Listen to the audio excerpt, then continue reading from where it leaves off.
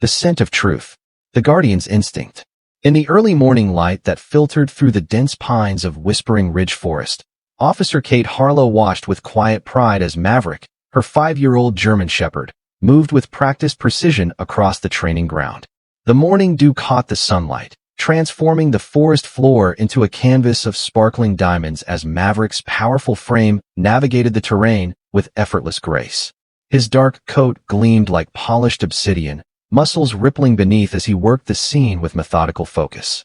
Kate had spent 3 years building an unshakable bond with Maverick, a bond forged through countless training sessions, dangerous operations, and quiet moments of mutual understanding.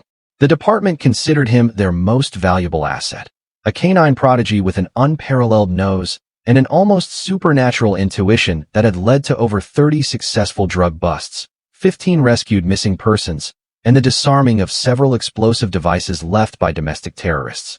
Their partnership had become legendary within the Riverbend County Sheriff's Department. What made Maverick exceptional wasn't just his extraordinary senses, but his uncanny ability to make independent decisions when the situation demanded. He possessed a keen intelligence that sometimes made Kate wonder if he understood far more than any animal should. There had been multiple occasions when Maverick's deviation from protocol had yielded breakthrough results, earning him special privileges that no other K-9 in the department enjoyed. As the morning training exercise continued, Captain Marcus Reynolds observed from a distance, clipboard in hand. Reynolds had initially been skeptical of Kate's permissive handling style, but Maverick's track record had silenced even his staunchest criticisms. The experienced captain now watched with a mixture of respect and fascination as handler and dog moved in perfect harmony, communicating through subtle cues nearly invisible to the untrained eye. What none of them knew was that this routine training day would soon spiral into one of the most shocking investigations of their careers, one that would expose corruption in their highest ranks and bring a ruthless international drug syndicate to its knees. And it would all begin with Maverick's stubborn refusal to follow the rules. The deviation. The air carried the crisp scent of pine and loamy soil as Maverick methodically worked through the training scenario. They were practicing evidence recovery in Sector 4 of the Forest Preserve, where training officers had planted several items containing trace amounts of narcotics and explosive materials. Kate followed at a measured distance, giving Maverick the freedom to work independently while maintaining visual contact. 2 hours into the exercise, Maverick had already located 6 of the 8 planted items with textbook precision. Kate made notes on her performance log as Captain Reynolds nodded approvingly from his observation post. The German Shepherd had just received his reward, a few moments with his favorite tug toy, when his demeanor suddenly changed. His ears pricked forward, body tensing as his nose lifted to sample the air currents sweeping down from the northern ridge. Kate recognized the shift immediately. This wasn't the alert posture for any training scent Maverick had been conditioned to find. This was something different, something that triggered a more primal response in the highly trained animal. Without warning, Maverick abandoned the training grid, pivoting sharply and charging toward the dense underbrush that marked the boundary between the training grounds and the restricted wilderness area beyond. "Maverick, return," Kate called sharply, using both verbal and hand commands that had never failed before. But for the first time in their partnership, Maverick completely ignored her. His powerful frame disappeared into the thick foliage, leaving only the sound of snapping branches in his wake. Captain Reynolds approached with a stern expression clouding his weathered features. "Harlow, get your dog under control. We've got a schedule to maintain." His voice carried the unmistakable edge of authority, making it clear this deviation was unacceptable. Kate hesitated, torn between protocol and the trust she'd built with Maverick. "Sir, he's never done this before. Something's wrong." She keyed her radio while maintaining eye contact with Reynolds. "This isn't disobedience. This is detection behavior." Before Reynolds could respond, Kate was already pushing through the undergrowth, following Maverick's trail with determined strides. Behind her, she heard Reynolds curse under his breath before radioing for the training exercise to pause while he followed. When Kate finally caught up to Maverick, he was circling a small clearing approximately 300 yards beyond the training boundary. The German Shepherd moved with growing agitation around a specific area where the forest floor appeared slightly disturbed, moss displaced, leaves arranged in a pattern that seemed just unnatural enough to catch a trained observer's eye. Maverick locked eyes with Kate before returning his attention to the spot, pawing at the ground with increasing urgency. His behavior displayed none of the specific alert postures he'd been trained to provide for explosives, narcotics, or standard search items.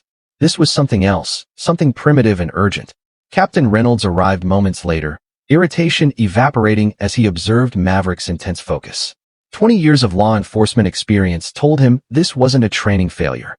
This was a find. What lies beneath?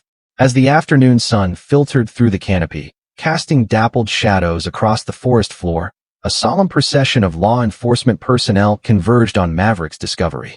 The area had been cordoned off with yellow crime scene tape, creating an island of intense activity in the otherwise tranquil forest.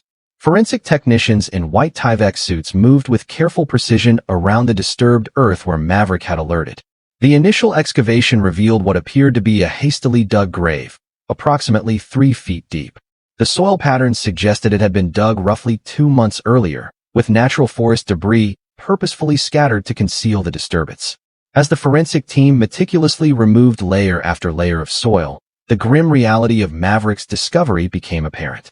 The partial remains of a young male, estimated to be in his late teens or early 20s, lay wrapped in a blue tarp. Decomposition had advanced significantly, but not enough to prevent initial observations. The victim had suffered multiple gunshot wounds to the chest and a single execution-style shot to the back of the head. The killing bore all the hallmarks of a professional hit, not a crime of passion or opportunity. Detective Sarah Blackwood, the department's lead homicide investigator, crouched beside the grave, her experienced eyes cataloging details that others might miss. The body was positioned with care, she noted, speaking into her recorder. Not dumped in haste. The perpetrator took time to place the victim face down, arms at sides. Suggests remorse or possibly respect for the deceased. As the body was carefully extracted and prepared for transport to the medical examiner's office, Maverick continued to work the perimeter of the scene. Kate followed closely, allowing the German shepherd to guide their search pattern. Near a fallen log approximately 20 feet from the grave, Maverick alerted again, sitting perfectly still and staring intently at a specific spot. Forensic technicians uncovered a weathered leather wallet wedged beneath the log, protected from the elements by the natural overhang. The driver's license inside, though partially deteriorated, was still legible. The young face of Eric Callahan stared back at them, the 19-year-old son of Police Chief Robert Callahan, who had been reported missing 8 weeks earlier. The discovery sent a shockwave through the assembled officers. Chief Callahan had led a highly publicized search for his son when he disappeared after supposedly leaving for a weekend camping trip with friends. The search had focused on the popular recreational areas nearly 30 miles south of their current location, with no indication Eric would have ventured into this remote section of Whispering Ridge. Captain Reynolds immediately stepped away from the group, phone pressed to his ear as he made the difficult call to Chief Callahan. The investigation had just become infinitely more complex and politically charged. No one envied Reynolds the task of informing their superior that his missing son had been found murdered and buried in a shallow grave. What no one realized in that moment was that Maverick's discovery hadn't just located a murder victim. It had pulled the first thread that would unravel a tapestry of corruption and revenge that reached to the highest levels of the Riverbend County Sheriff's Department. Buried secrets. The medical examiner's preliminary report confirmed what the crime scene had suggested. Eric Callahan had been murdered execution-style approximately 2 months earlier. The tarp contained trace evidence of cocaine residue, immediately suggesting a potential connection to drug trafficking. The autopsy also revealed something unexpected. Eric had a small tattoo inside his right wrist, partially concealed and recent enough that it hadn't appeared in any of his missing person photos. The design was a stylized scorpion, a known symbol of the Escorpions cartel, one of the most brutal drug trafficking organizations operating across the Mexican border. Chief Robert Callahan's reaction to his son's death struck many as oddly controlled. The normally volatile chief appeared solemn but composed during the brief press conference, reading from prepared remarks that emphasized the department's commitment to finding his son's killers. He took no questions and immediately sequestered himself in his office afterward, blinds drawn, door locked. 3 days into the investigation, Detective Blackwood assembled her team in the department's secure briefing room. Evidence boards lined the walls, filled with crime scene photos, timelines, and connection diagrams. Maverick lay quietly in the corner beside Kate, seemingly attentive to the proceedings in a way that sometimes made the other officers uncomfortable. Eric Callahan's phone records show multiple calls to unregistered burner phones in the weeks before his disappearance, Blackwood explained, pointing to the timeline. His bank accounts show cash deposits totaling over $30,000 in the 3 months prior, far more than he earned at his part-time campus job. What had initially appeared to be a tragic murder was revealing more complex dimensions with each passing day. Eric's roommate at Westridge Community College reluctantly admitted that Eric had begun selling cocaine to fellow students several months before his disappearance, though he claimed not to know Eric's supplier.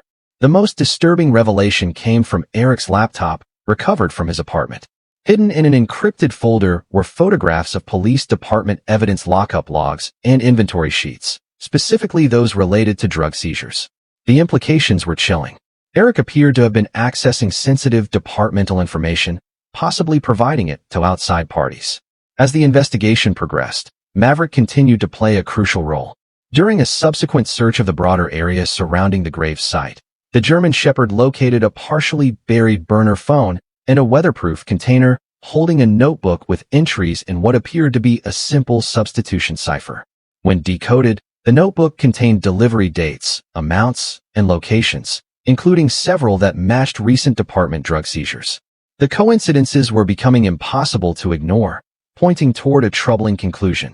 Someone within the department was connected to Eric's drug activities, possibly even complicit in his murder. All evidence trails seemed to lead in one uncomfortable direction, toward Chief Callahan himself. The chief's shadow. As autumn descended on Riverbend County, painting the forest in brilliant hues of crimson and gold, a different kind of darkness spread through the sheriff's department. The investigation into Eric Callahan's murder had become a powder keg of tension and suspicion.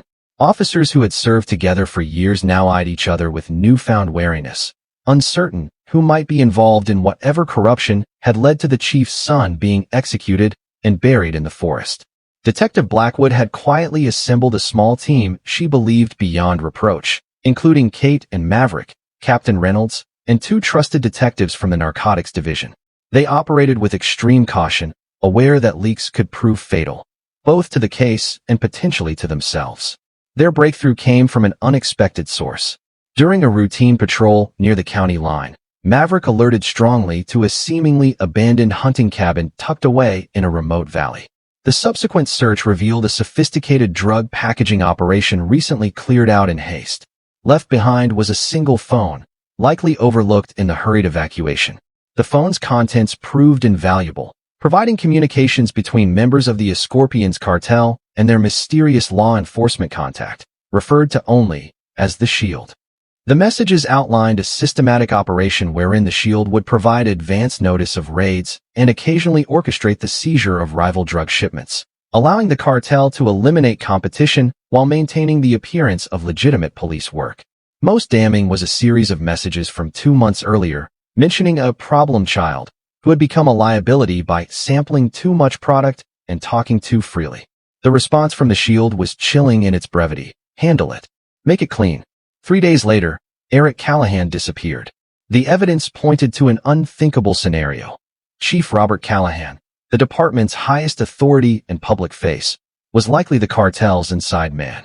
His own son had somehow discovered his father's criminal activities, possibly even attempted to profit from them by skimming products or selling information, and paid the ultimate price for his knowledge. Yet proving this would require more than circumstantial evidence and coded messages. They needed direct proof connecting Chief Callahan to the cartel, proof that would stand up in court against the inevitable army of defense attorneys a police chief could assemble. The betrayer's trail. The forest had become a character in the unfolding drama, its changing seasons mirroring the evolving investigation.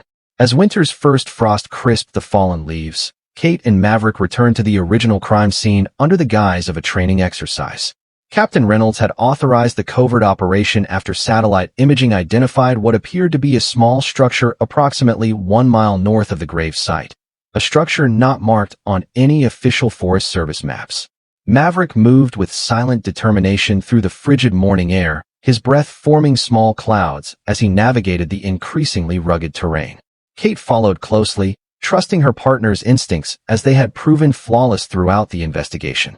The German Shepherd's behavior changed subtly as they approached the coordinates, his movements becoming more cautious, ears constantly swiveling to capture any sound in the silent forest. What they discovered was a primitive but effective hideaway, a small cabin partially built into a hillside, making it nearly invisible from most angles. The construction suggested it had been built years ago, possibly as a hunting blind, but recent modifications indicated more regular use. A weatherproof box mounted beneath the single window contained a high-powered radio transceiver, exactly the type that wouldn't rely on cell towers or leave conventional electronic trails. Inside, the space was Spartan but functional. A locked metal cabinet yielded to Kate's expertise, revealing files documenting years of cartel shipments, compromised investigations, and officers who had been strategically transferred or discredited when they got too close to the truth. Most critically, it contained a ledger of payments to the Shield, with dates corresponding to bank deposits to an offshore account traced back to a shell company owned by Chief Callahan. As Kate photographed the evidence, Maverick suddenly tensed, hackles rising along his spine. His warning came seconds before Kate heard the snap of a twig outside. They weren't alone. Chief Robert Callahan's voice cut through the silence, unnervingly calm.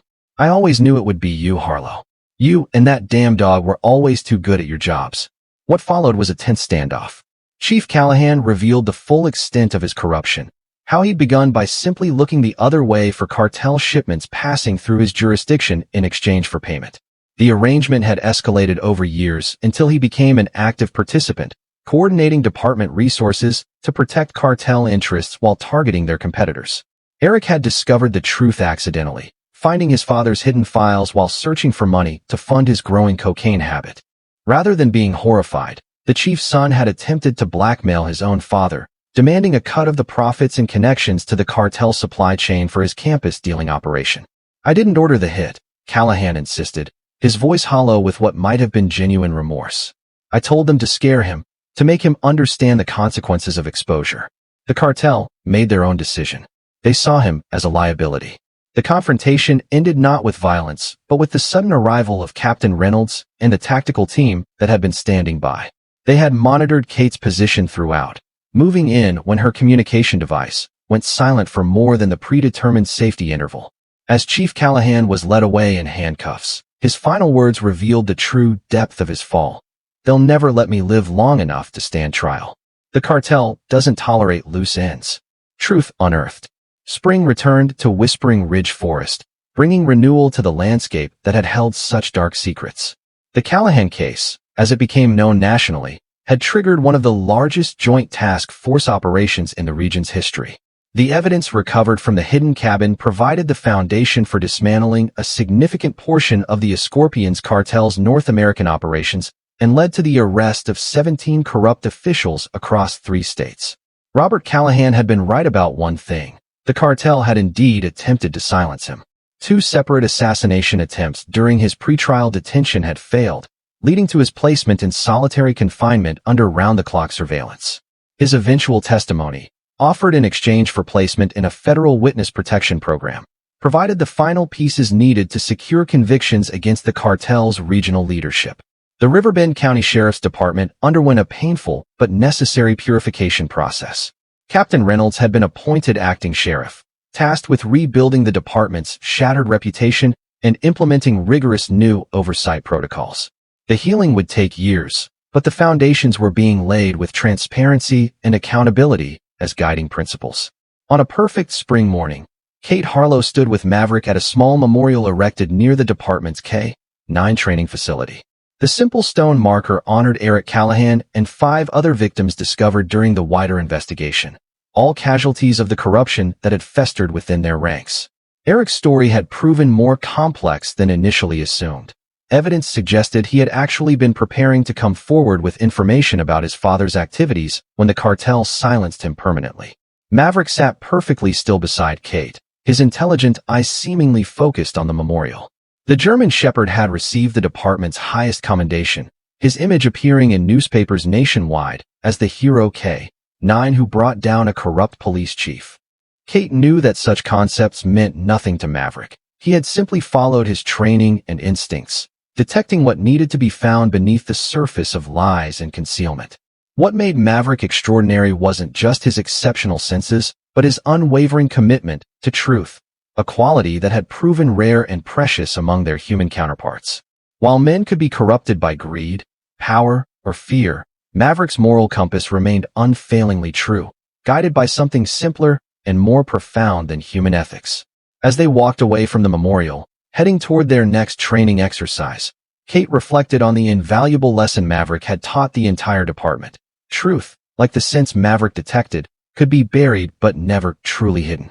Given time and the right seeker, it would always find its way to the surface. In the crisp morning air, Maverick suddenly raised his head, catching a scent on the breeze. Without hesitation, Kate gave the command that had come to symbolize their partnership's greatest strength. Seek the truth, Maverick. Find what's hidden. The German shepherd moved forward with purpose, leading the way as he always did.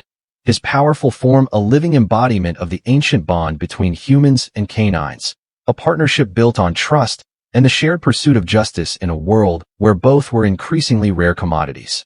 Truth, like scent, would always linger for those with the ability and determination to detect it. And in Riverbend County, that task now belonged to a remarkable German shepherd named Maverick, who had proven that sometimes the most human virtues, loyalty, justice, and courage, found their purest expression in those who weren't human at all, the silent guardians among us. In police departments across America, extraordinary partnerships unfold daily between handlers and their K-9 companions. These remarkable animals, with senses we can barely comprehend, serve as living lie detectors in a world where truth often lies buried beneath layers of deception. A German shepherd's nose contains over 225 million scent receptors, allowing it to detect substances, bodies, and evidence that would remain forever hidden to human investigators. This biological miracle has solved countless real-world cases, bringing closure to grieving families when all human efforts have failed. Beyond their sensory abilities, these dogs possess an uncanny intuition, a moral compass unburdened by the complexities that cloud human judgment. While corruption can infiltrate any institution, from small-town police departments to federal agencies, these four-legged officers remain incorruptible, following only the evidence regardless of rank or reputation. Their unwavering commitment reminds us that truth, however deeply buried, eventually surfaces. In our complex society, where technology increasingly mediates our experience of reality, these ancient partnerships between humans and canines represent something profoundly authentic, a relationship built on trust, integrity, and mutual purpose. They stand as living proof that sometimes, the most human virtues find their purest expression in those who aren't human at all. Thank you for watching this heartfelt story. We hope it touched your heart and left you with something meaningful to reflect on. If you enjoyed this video, please give it a like, leave a comment to share your thoughts, and subscribe to the channel so you don't miss more inspiring stories like this. Your support means the world to us. See you in the next video.